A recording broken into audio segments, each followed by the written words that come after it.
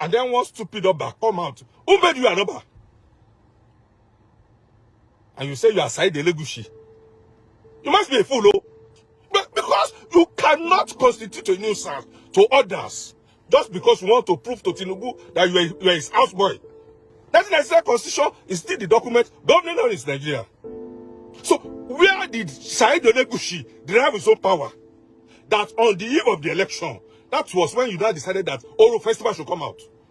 I don't blame you. I blame Malami, the Attorney General of the Federation, who doesn't know his left from right. How do we get all this non-entity in Yoruba land now at the helm of affairs? Non-entities, scallywags. People who are half-educated are the one now controlling Yorubas. Who made you an Oba? Saheed Elegushi.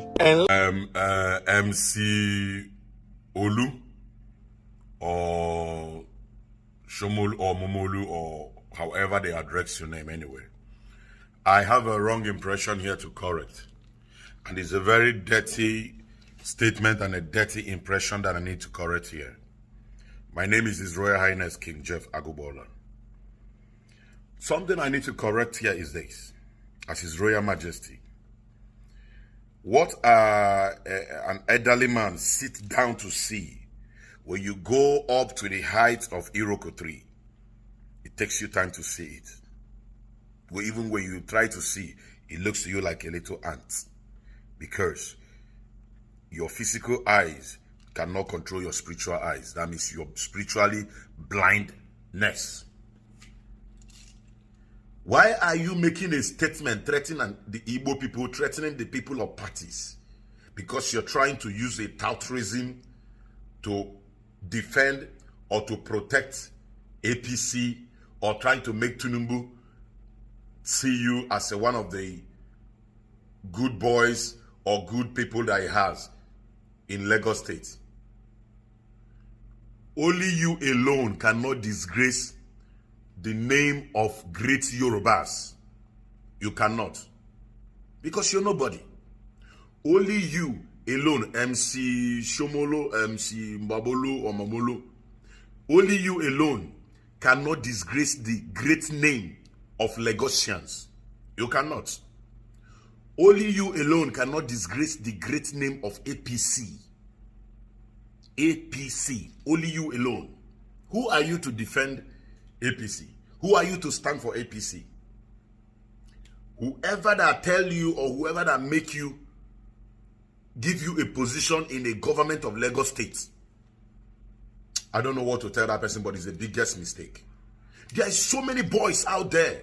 MC Management Committee, Musiliu Akinsanya, popularly known as MC Oluomo, was reported as saying Mama Chukwudi should stay at home if Mama Chukwudi wants to vote for any other party apart from APC.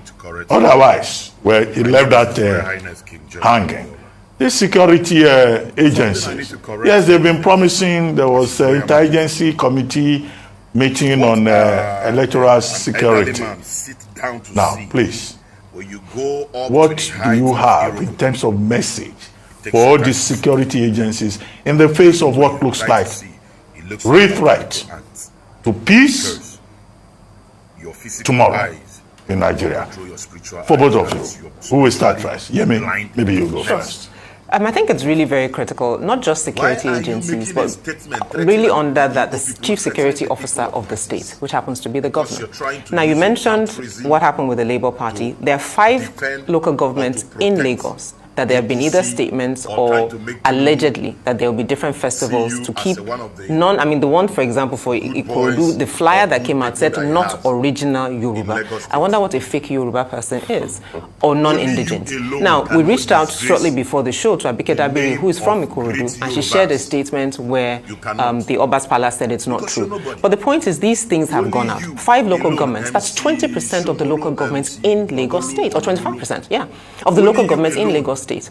No statement from the Lagos State government. One, all of the Bales, Obas get their staff of office from Lagos State. So Lagos State has a responsibility to issue a statement telling citizens that they do have the right to vote. Because regardless of what the flyer might be fake or not fake, we understand things travel.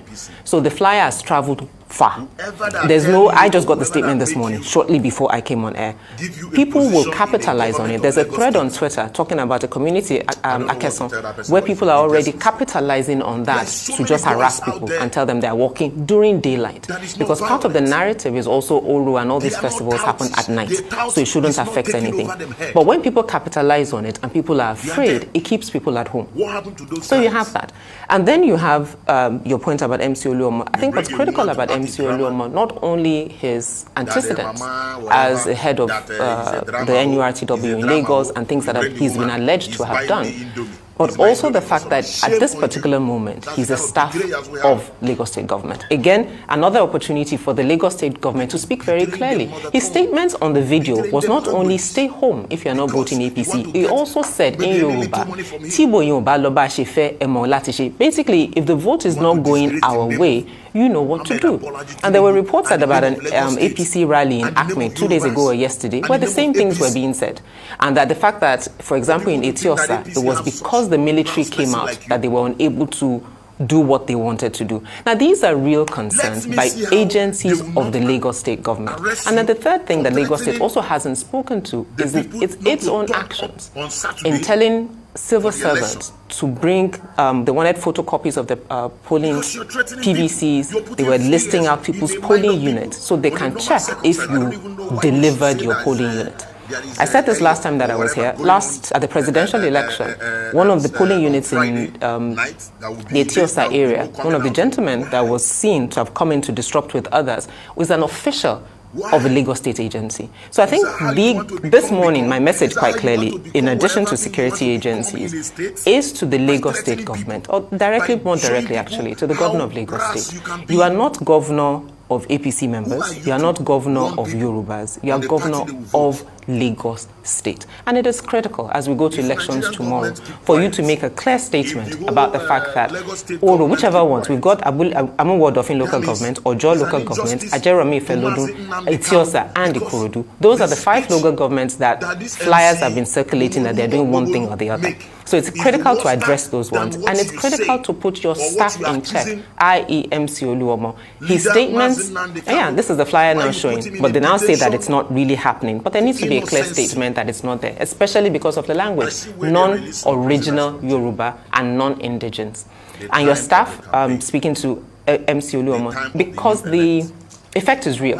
It's not just people bringing out machetes or guns, but there's a psychological effect of will I be safe and what will happen. We have engaged the CP and he says he's escalating the issue, so we do expect that today that Lagos State will issue a statement to this effect. Brilliant, thank you very much. Bukola, they are looking for the person, they do not see the person. Bukola, are you there? So many Well, cases like I that. think Yemi focused on Lagos State, and I want to say this is basically not an issue that is limited to Lagos alone. It is becoming a national national virus that we need to tame. The aspect of insecurity in election, violence in the election. And you see what is going on in Kano. What if you hear with our tracking and what has been going on in Kano, Kano is also a very serious hotspot in this coming election. You see what happened during on the 25th of February election. It was a bit terrible. Then you have Sokoto, you have Kaduna, just that in the north, and then Kogi. Things are going on there now in terms of violence. Then you come to the east, Enugu is there, and Imo is even another issue that we begin to see. Then you come back to Delta State, where you even have assassination attempt on the PDP governorship candidate over there. And you've seen that all over. Even right here at our nose in Osun, we saw things happening. I think Osun State House of Assembly Speaker raised an alarm recently about what is going on in Ilesha, and that happened right there on our nose. So what the picture I'm trying to paint now is that it's like a national virus that we may need to tame. However, this is my major concern. We need to understand, and I think, let me borrow that from what Yemi said just now, that the governor is the governor of the state, not the governor of Yoruba or any other tribe. The same thing happened to the Nigerian police. They are called Nigerian police, not APC police, not PDP police, not Labour Party police, not NNPP police. The same thing when we come to Nigerian army. And I think this time their loyalty should be to the Nigerian constitution and not to anybody, whether it's contesting or not, whether you are the chief security officer or not, and who is giving illegal instruction to some of them to begin to do whatever they are doing. And I think we need to begin to come to that. If care is not taken, we are already collapsing and then corrupting our institutions. And then where we now begin to have loyalty to a person rather than to the state. So this is what we are having. After 25th of February election, people were arrested. You have election violence from our situation room. We recorded 89 cases of electoral violence spread across with 671 victims, and then some of them women and the rest. And then, so you now begin to ask yourself, the statement we've been able to get from the police is that investigation is ongoing and then they are going to pass some of them to INEC. Now, this is like 2 weeks after. What does it take? Even as I'm talking to you, politicians are already filing petition. Now, we are yet to see people in court, electoral offenders in court now. And when that injustice is done, then what happens is that people now begin to feel they are bigger than the state. And that is why somebody can come out boldly to say, look, Mama Chukwudi should stay at home. By now, that particular person should be undergoing interrogation. By now, people that want to have, oral or whatever they are doing should be undergoing interrogation, because we are having a national. Are we saying that what we are going to do with overnight is bigger than that national program that is going on? And this is a conversation we need to begin to have. We don't need, and if care is not taken, like I said, we are collapsing the institution. And we are likely going to begin to see more. Now, one of the things we want to see is that we want to see somebody becoming an ex-convict because of electoral violence. We want to see somebody becoming an ex-convict because we are collapsing the institution. And we are likely going to begin to see more. Now, one of the things we want to see is that we want to see somebody becoming an ex-convict because of electoral violence. We want to see somebody becoming an ex-convict because we are collapsing the institution, and we are likely going to begin to see more. Now, one of the things we want to see is that we want to see somebody becoming an ex-convict because of electoral violence. We want to see somebody becoming an ex-convict because